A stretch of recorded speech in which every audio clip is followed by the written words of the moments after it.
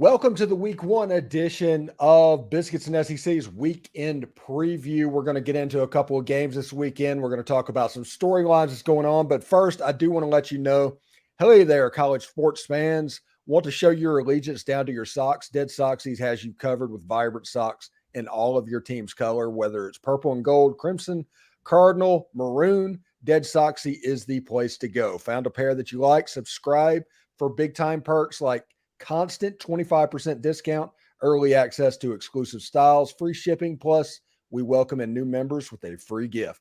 So why wait? So find your new favorite socks at deadsoxy.com now. Stay Soxy. They are the sponsor of our whole channel. I'm here with Boss Man Slim. We're going to be joined potentially, eventually, by the Hammer. But how you doing, Boss Man? It's good to see you again. I'm doing good, Steven. It's great to see you too, man. It's been a long off season, but glad we're back and we got football on the TV right now and a bunch on this Saturday. Yeah, just so everybody knows, as we're recording this as the live stream, you noticed that the Florida-Utah game is on, and on my Twitter, apparently Utah scored on the first play of the game or something like that. So they have that going for them. That's interesting indeed. But we're not going to talk about the Missouri versus South Dakota game or Utah and Florida. We're going to concentrate on the Saturday games. And let's start with the UVA Tennessee game. And Joe Milton has won the starting quarterback job at two separate schools in 2 separate years, and both times got replaced. Why is year 3 different? Really, I think it's because he's had time to sit behind Hendon Hooker and learn. We saw in the Clemson game last year, he looked much better. The thing that everybody was really worried about, and it showed when he started at Tennessee the first go around, he's got all the intangibles. He's got the arm strength. He can make good decisions, but he doesn't have the accuracy. His long balls were overshot. He can throw the ball 150 yards, but he can't put it on the money to get somebody to run into the end zone with it. So he was also, he could throw the ball 100 miles an hour, but he can't throw a quick 5-yard slant. He can't throw that, out ball to the sideline, a 10-yard out, because he's overthrowing guys. So the biggest thing for Joe Milton is accuracy. And it looked like he started to get that under control in those couple games where he played in garbage time. And then when he played late in the season, and then when he played against Clemson in the bowl game. So he had that time behind Hendon Hooker. He got to see how Hendon Hooker played very well. He's been in the offense now with Heupel now for 2 years. And so I think that this could be the year where he really makes some noise. Yeah, the game is actually in Nashville. This is one of those games that you just get the people in Middle Tennessee that maybe can't get over to East Tennessee to see you play. And the game is on ABC. And that is interesting because all of these games are on ABC. And to me, with Ole Miss and all these SEC schools going completely to Disney in 2024, it's kind of interesting that in week 1, ABC and Disney is kind of like, hey, put the SEC teams on as much as possible. Yeah, I think they're just trying to push, as many SEC. Oh, we may have the Hammer. Let's see if we got Hank. He's back. He's muted at the moment. We got it for now. He's back. He may be blurry like it's 1999, but he's here. No.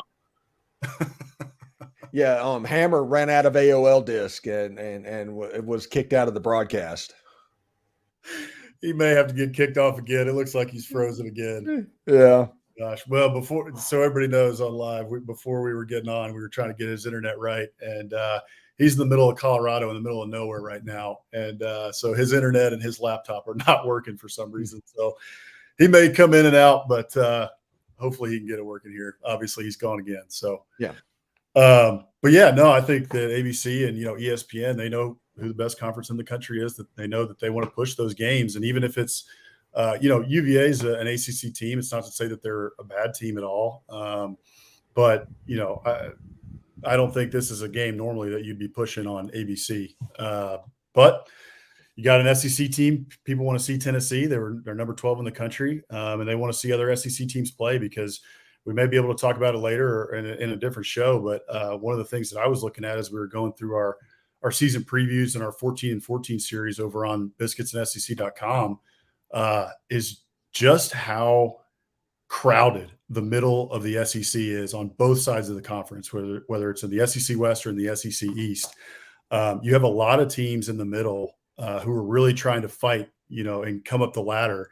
And it could go a million different ways. Maybe Ole Miss, stays up higher and can stay in that, 2 to 3 range. Maybe they can, make a run. Maybe A&M can make a run on the other side. Maybe you can see Kentucky, stay where they are, or maybe they beat Tennessee this year and climb. So everybody's interested in the SEC this year because there's a lot of really good teams, as there usually are. But this year, I feel like it's even more so, where it's going to be fascinating to watch throughout the year to see how the dust settles on each side of the conference.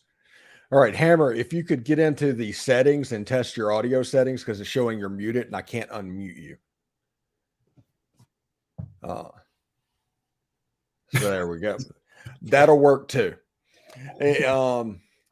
Interesting situation. Like I said, all these games are ACC games, SEC versus ACC games. It's all on ABC.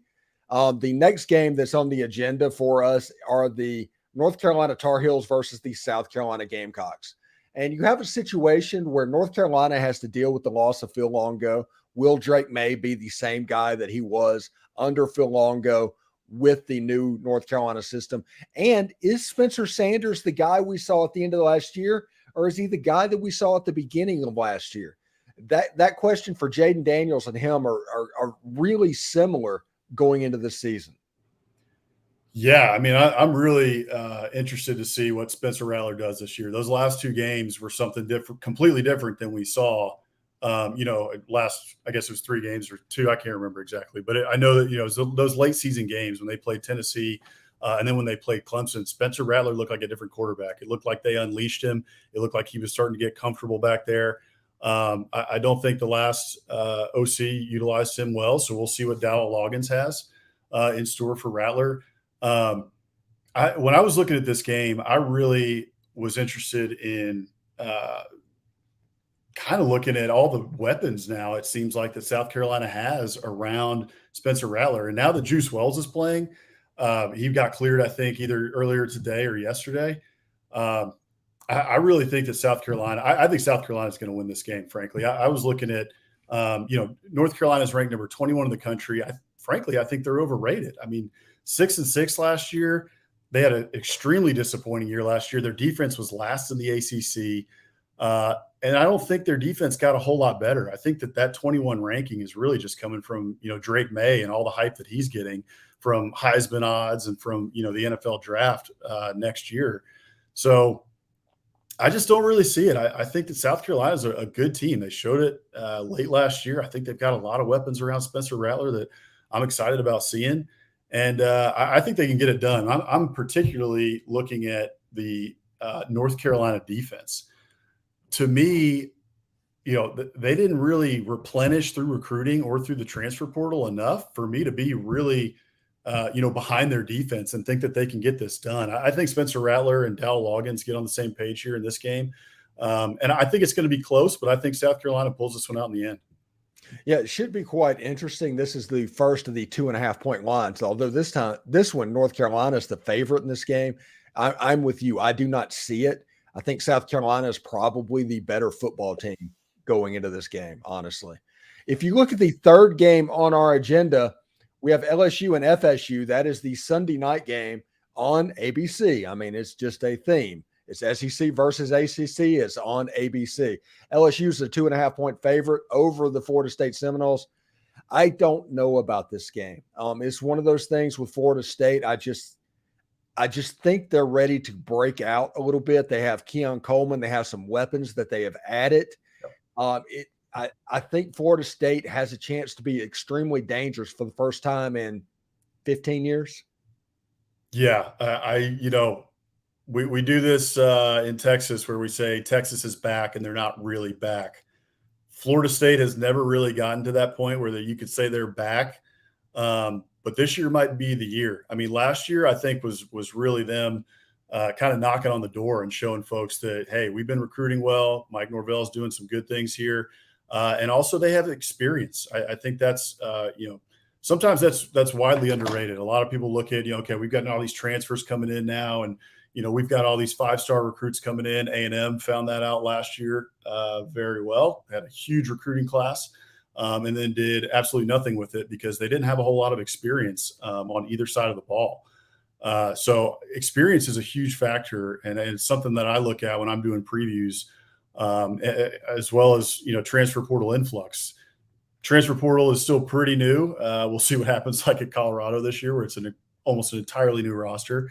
But FSU, to get back to this game, is very experienced. They're very talented. They've got Jordan Travis back there at quarterback. They've got a really talented stable of running backs back there.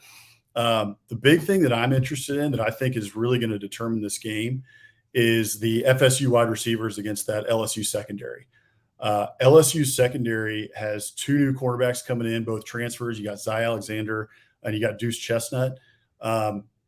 These FSU receivers are huge. I was looking at the measurables earlier today. So Johnny Wilson, he had 900 yards, almost 900 yards last year. He had 5 touchdowns. That kid's 6'7". Then you got Keon Coleman, who came in from Michigan State. That kid's 6'4". He had almost 800 yards last year, 58 catches and 7 touchdowns. And then you also have to remember that they got the South Carolina transfer, Jaheim Bell, at tight end, who did not have a ton of production at South Carolina, but a lot of people are pretty high on him. And Deuce Chestnut's 5'11", Zy Alexander's 6'3", Major Burns is 6'3", and then Greg Brooks is 5'10". So LSU has a little bit of size, but they're also new. This is a new defense for them. This is a new place. LSU's new. This is not where they started their careers. So I'm really fascinated by those matchups, and I think that's what's going to determine this game. Yeah, it's one of those situations where LSU might not face a better defensive line all season. Yeah, they might not face wide receivers of this level all season again, and it just feels like even being in Orlando, as in 2016, Ole Miss played FSU in this Citrus Bowl first of the season game. This exact thing, Ole Miss was down here playing FSU, and it just got weird. And when things started rolling, FSU kind of does pretty well in Orlando. It's like a momentum thing, and LSU, they're the most momentum-driven program I've ever seen in my entire life. But I think Florida State might give them a run for their money inside the state of Florida. Yeah, I mean, it doesn't hurt to be in your home state, no doubt about it. This is going to be, a quasi-home game for Florida State, as it was last year in New Orleans for LSU.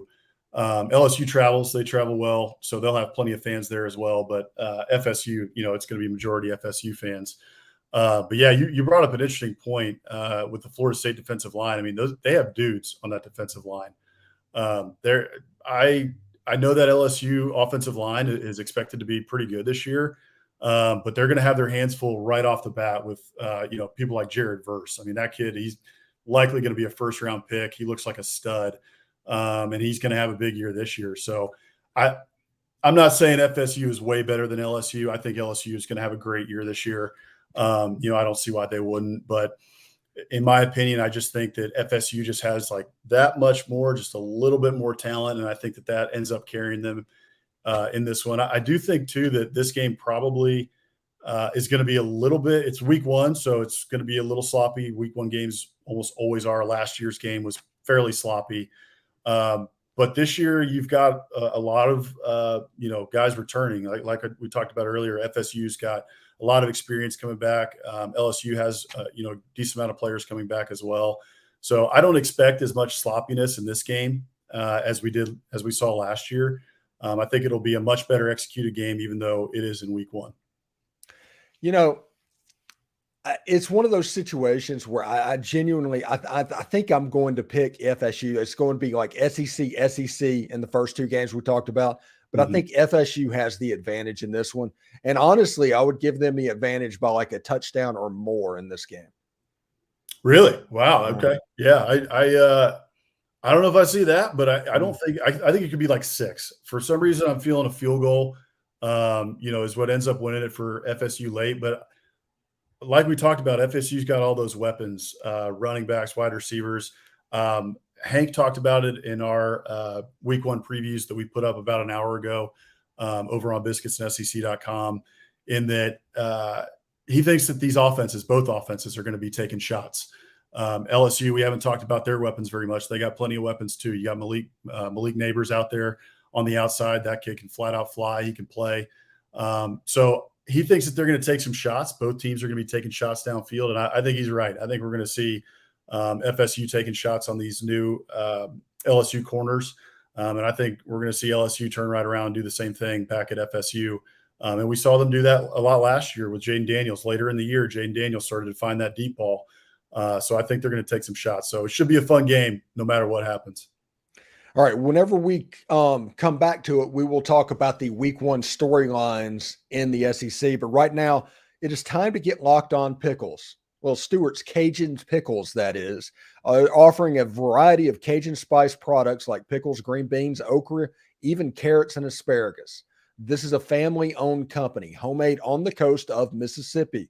Stewart's Cajun Dill Pickles have been pleasing pickle lovers for over 20 years now, and they have become the South's favorite pickle. These are truly the best pickles you will ever have, a strong dill flavor with a Cajun punch and no over sour taste. This being a small business, they strive to keep the produce fresh and local from the start, keeping the final pickle product extra crisp and crunchy. You can find these pickle products online at thepickedstore.com or at your local Rouse's Market and other Southern stores near you. Be sure to like Stewart's Cajun Dill product on Facebook and Instagram. Try these pickles, okra, or beans today. You will not be disappointed. Stewart's Cajun Dill Pickles, the South's favorite pickle. So, boss man, have you had a Stewart's Cajun Dill pickle? No, but I want one, man. That sounds pretty darn good to me. Anything that has Cajun in the name, I'm in. Yeah, it's got a little heat. It's got a little kick to it. It's pretty interesting indeed. So the storylines outside of those first 3 games, we've talked about Tennessee, South Carolina, and LSU. Let's talk about some of the other games with bye opponents. Everybody is looking at quarterback at Alabama. What do you think, and how do you think that is going to work out? Man, that might be the storyline of the offseason. Aside from Georgia having to name a new QB, everyone kind of expected that one to be Carson Beck, and that's what we ended up getting. But outside of that, second to that is Alabama and what they're doing at quarterback. And maybe if you follow other inferior conferences like the Big Ten, maybe you're looking at Ohio State to see what their quarterback battle looked like. But I mean, I don't think this one's over. I think this one's probably going to bleed into week 2, week 3 to see. There he is. Looks like we got him on phone maybe. Yeah, and he's not muted. Yeah, I'm on my phone. The internet is working well. The laptop is just out of its mind right now. So we're on the phone, but we're here. Well, we've already gone through the 3 games, and we're talking about storylines, and right now we're talking about the quarterback competition at Alabama. You're caught up. Perfect. There you go. Well, yeah, I'll finish it up real quick and then give it over to Hank. But yeah, I mean, I'm really interested to see this. I mean, Jalen Milroe has a ton of talent. Like, it's not like this kid isn't talented. He can play. We saw it last year. The A&M game was a little bit shaky, but the game before that, I think it was the Arkansas game, maybe, if I remember right. He played pretty well in. I think the real question is whether or not he can throw the ball that well. I think we know he can run. It's pretty obvious that that's the case, and he's a tank. But can he throw the ball? We'll see. As far as, I mean, I guess what I'm really confused about is, Ty Simpson was a 5-star quarterback. And if Ty Simpson if Jalen Milroe gave him an opening and Ty Simpson didn't just go out and take that job, I don't know if they have something with Ty Simpson. And then they also went out and got Tyler Buckner in the transfer portal after going through the spring and thinking, okay, maybe we don't have a guy. Maybe they just did that for depth, but I don't see why Tyler Buckner comes to hang out with Tommy Rees again when Tommy Rees screwed him over in South Bend. Mm-hmm. So I'm fascinated by this one. I really don't know how it's going to play out. But if I had to guess, if I had to bet on a horse right now, I guess I'd bet on Jalen Milroe just from athletic ability. Hammer? Yeah, I would agree. I mean, I think everything I'm hearing is Milroe seems to be the most consistent, right? as Alex just alluded to, Simpson, extremely highly touted, just clearly hasn't been able to take that job. Must be struggling with consistency. Buckner was a strange move. I never really understood that, as Reese had already replaced him with Hartman at Notre Dame. So I think probably just some depth and familiarity there. I'm sure Saban and that staff, they're not out there promising guys playing time. So I don't think that there's anything like that going on. It was something where perhaps Buckner thought he could earn the job. Doesn't seem like that's the case at all. But Milroe is a guy that Bama can certainly win with. Can they win the big-time matchups, right? Can they outscore LSU or Ole Miss or Tennessee or some of the bigger opponents on their schedule? That remains to be seen. But the way that Milroe can run and the way that he just brings that extra dynamic with his athletic ability gives them the option, to be really multiple. And as long as they can run the ball with their running backs, really should be fine. Again, defense is going to be good. So they don't need necessarily a Tua or Bryce Young back there to win 10 games, but they might, to win a national championship. So it's really interesting. I think that's probably the main reason why a lot of people are doubting Alabama, which, is not something that they take lightly. Alabama fans, I'm sure you see them on Twitter, Steven. They're feeling very disrespected, but it all does come down to quarterback, right? And so Milroe seems to be the guy. I wouldn't be shocked if, at some point we see Simpson, maybe even Buckner as well. But it seems like Milroe's the guy for now, and I think they'll be fine for the most part with him under center, until maybe those bigger games. Now, let's go from there to the Real Housewives of College Station with Bobby Petrino and Jimbo Fisher. This has to be the story. This is one of the main stories of the week. What kind of impact will Bobby Petrino have on this offense? Boss man. I think he's going to have a big impact. Hank, I think your typing is showing up in the audio. I don't know what that is. His internet's hanging on by a thread. The Petrino hire in College Station is huge. I do think he has a big impact on the offense. I think that the whole Jimbo versus Bobby Petrino thing is kind of played out. I think it's probably overdone at this point in the media. I understand why it's being talked about. Both of them are strong personalities, and it could blow up. The only time it does, I think, is if A&M is really bad again. I don't see that this year. I don't think they're going to be absolutely terrible. They have a top 4 roster in the country according to the blue chip ratio. So if it does implode, yeah, it'll be bad. But I think the biggest thing with Bobby Petrino is he's proven over the last couple of years, Jimbo's offense, it was obvious that it was stale and it was no longer working. All the stats showed that. And you could just watch it on the field. I mean, as an A&M fan, it was ugly to watch. But this year you got Bobby Petrino coming in. He's got a Heisman winner under his belt. He ran some fantastic offenses at Louisville. I think the biggest thing to me that we really wanted to see in College Station is motion. Disguise some freaking plays. We were so tired of seeing cornerbacks draped over A&M receivers. I mean, A&M has a ton of talent at wide receiver. They have for a while now.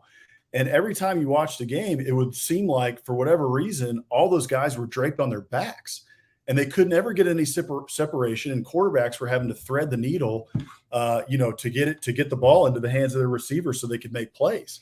And the reason for that was because they did not disguise it well and teams knew what was coming. Now with Bobby Petrino, he's known for motion. He's known for disguising plays well. And so we saw a decent amount of that in the spring game. So we're looking forward to seeing that now this year. And I think that's what Bobby Petrino brings. All right, Hank, what do you think is going to happen? Is Evan Stewart going to have the breakout year that we all think he can do? I think he very well could. You know, one of the things that's been going around A&M message boards, let's say, is sort of Bobby Petrino's mantra. I don't know if it's just a figment of A&M's imagination or what, but they've been saying, you know, feed the studs, as that's something that Petrino has done in the past, right? Where he's got, you know, whoever, McFadden, or sorry, he was not McFadden, but his Arkansas days or his Louisville days where he was, you know, really featuring the explosive players on his offense. Obviously that's the hope. I think, you know, where Stewart could possibly struggle to really break out is not necessarily, you know, anything to do with his talent, but I do think A&M has a pretty deep receiver room, mainly because Anais Smith has come back. And, you know, last year when Anais Smith went down, Evan Stewart and Moose Muhammad were the main targets, both of which are back. So to me, it really depends on how much Petrino wants to feature him, right? I think if they do want to give him 10 targets a game, he's talented enough to make plays. We saw that a lot late in the season where when Weigman took over, he was more all right to Evan Stewart, and he came down with them. So I think it's definitely a situation where the potential is there, but with everything with A&M, you know, we have to see it. So hopefully we will, but I wouldn't say with 100% certainty that we will. All right, we had some internet issues on this broadcast, but we made it through to about a half hour. Hope be thankful that we made it. Next week it'll be a little bit better indeed. This has been the Biscuits and SEC Week 1 preview. For Week 2, when they come by, we'll talk about the games next week as well. Thank you so much for tuning in, and we will talk to you next time. Take care. Take it easy.